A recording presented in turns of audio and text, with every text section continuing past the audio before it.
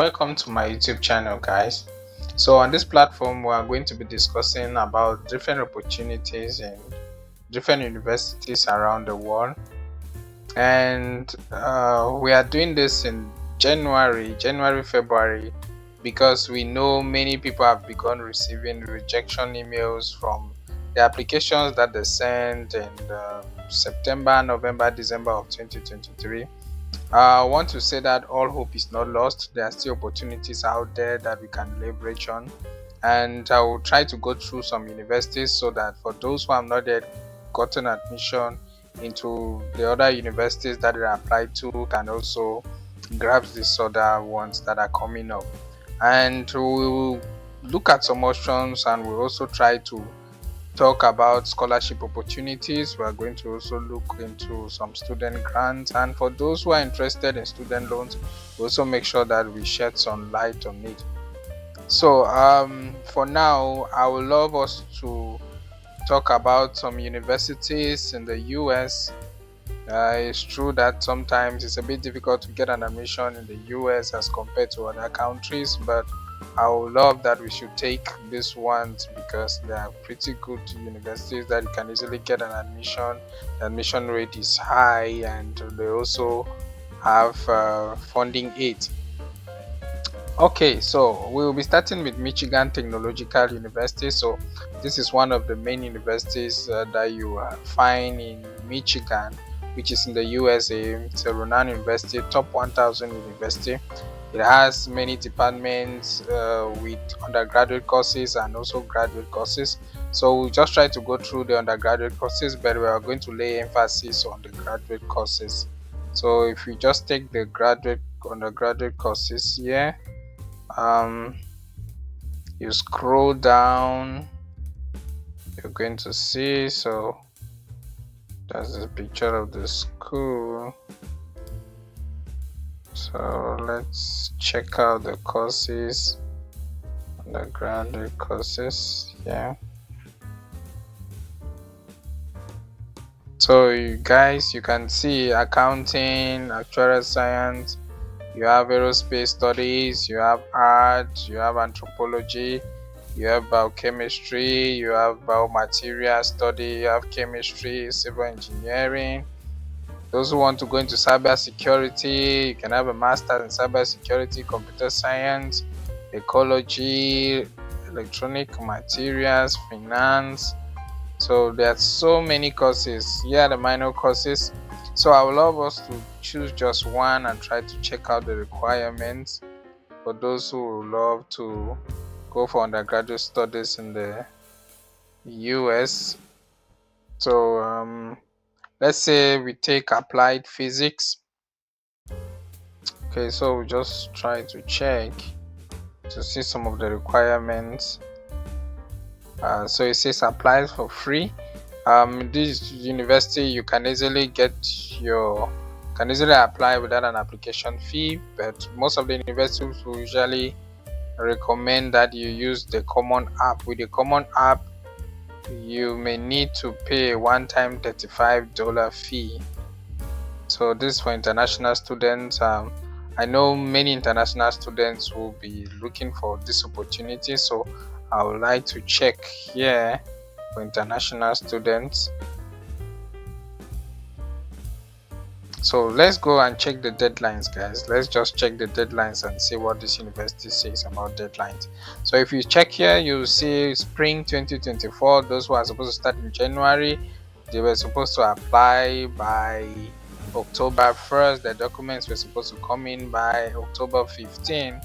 And since we are looking for fall 2024, you can see here that applications are due by April 1st. The documents are supposed to come in by May 1st, so you still have time. You have the opportunity. Start now and send in your application.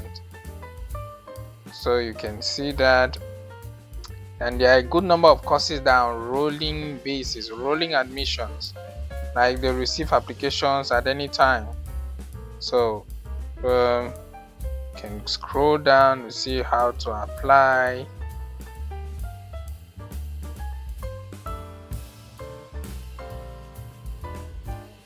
So let's take how to apply here. So if you come down here, you see the common app. If you use the common app, the common application that you can use to apply to many undergraduate courses in the US, they will say there's a one-time non-refundable $35 fee on the common app. So if you're an undergraduate student, you can check on that. But I will tell you, this is a pretty good university, a top 1000 university. It has very good engineering courses, and you can become a renowned engineer by attending or going or taking one of those courses. So let's go to the graduate admission, guys. So you can see there are many graduate courses in the school, graduate degree programs. You have accounting analytics, advanced electric power. You have applied natural resource economics, applied statistics. You can see biochemistry, biological sciences, chemical engineering, chemistry. Those who want to do cyber security, you see, okay, I was checking on this option of data science. So you have data science foundations, you have electronic materials. So there are so many of them, guys. You have certificates, for example, fluid power and mechatronic systems, geoinformatics, integrative physiology. So there are so many of them. Statistics, most of them are science courses anyway. Water sanitation and hygiene. So many good courses in this university. So let's take an option. I was checking out the option of data science. We take the option of data science, so you can see it here. We just check on the requirements, the program requirements. So if you check here, you see they'll say to be considered for admission to the graduate school as a degree or certificate seeking program, you need a bachelor's degree or its equivalent from accredited institution. You should be prepared to show, you demonstrate by your previous degree that you have something in relation to the degree that you want to study, a certificate in relation to that. You have student statements, so you can come and check this in detail, what is required of you. You have student statements here. So for example, let's just check what they'll be needing for the student statement. So student statement, you have I'm going to do another videos on student statement, how to write a good student statement. I'm sure it should be a personal statement and a statement of purpose. So you're going to get the difference. You need to write at least 3,000 character unit limit, and the personal statement should be 2,000 character limit.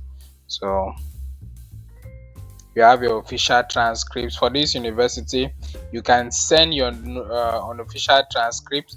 When you finally get an admission, then they may require the official transcripts. So the official transcripts are the transcripts sent directly from your university, but you can upload your unofficial transcripts. So the one that you have, you can scan them and upload them when you are applying online. You don't need to send by mail, you just upload everything online. And in this school, you don't need the GRE. So you don't need that. So it's optional anyway. If you have it, good and fine, but if you don't have it, especially for this course, it's still fine. So let's check on the English requirements. Let's see. So you see here for English requirements, they are asking for the TOEFL or the IELTS. So I know for most of us in the less developed world, we write the IELTS, but there are a good number of countries that are exempted from this evaluation or from the test.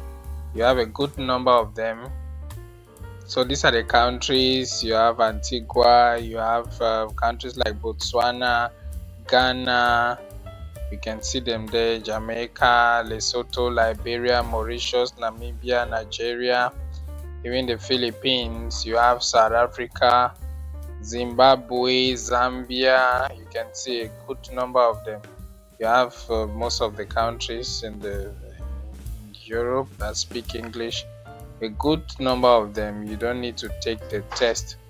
And of course, if you think that you should get a waiver for the English proficiency test, then you can always email the graduate admissions office and explain to them. I think it will be very easy for you to get a waiver. So that is it for the graduate program. That's an example.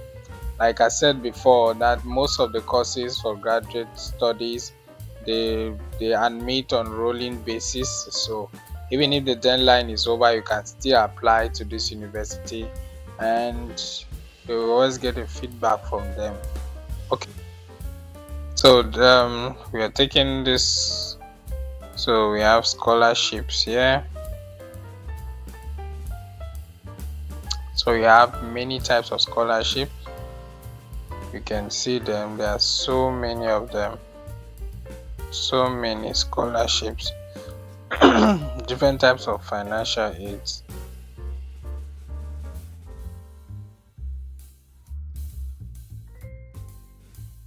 So you have financial aids for non-Michigan residents, you have for Michigan residents. So you can just go through them and you try to see which one you're eligible for. Let's take for example the International Ambassador Scholarship. So it says it's available for international students, for incoming first year undergraduate students who are citizens and residents of countries other than the United States. So you see, students are automatically considered for these awards after they are accepted for admission to Michigan Tech. Awards can range from 11,000 up to 14,300 per year. That's a lot, guys. That's a lot. That can help you a lot. So just go through this university. You can check on even the grants. You can check on the different types of grants. I'll also do a video to explain all of this, to explain the different types, the difference between scholarships, grants. So you can just go through them. If you're eligible to any one of them, then if you need a separate application, you can always email the graduate admission teams to ask how you can go about it. But of course, we are going to do other videos to help you. And just write in the comment section, if you need help, maybe to apply to the school, or you have any questions to ask, just ask in the comment section. Comment so you can share your worries. We are there. We are going to reply you and we'll get to you. And with time, I'm going to share my email. I'm going to give you my details so that you can contact me one-on-one and I can help you out. Okay, I'll be coming with subsequent videos and I hope this helps you. I hope you get to choose a good course amongst the courses I've shown you, and you also get ready to start your application. Okay, thank you and bye bye for now. See you soon. Bye.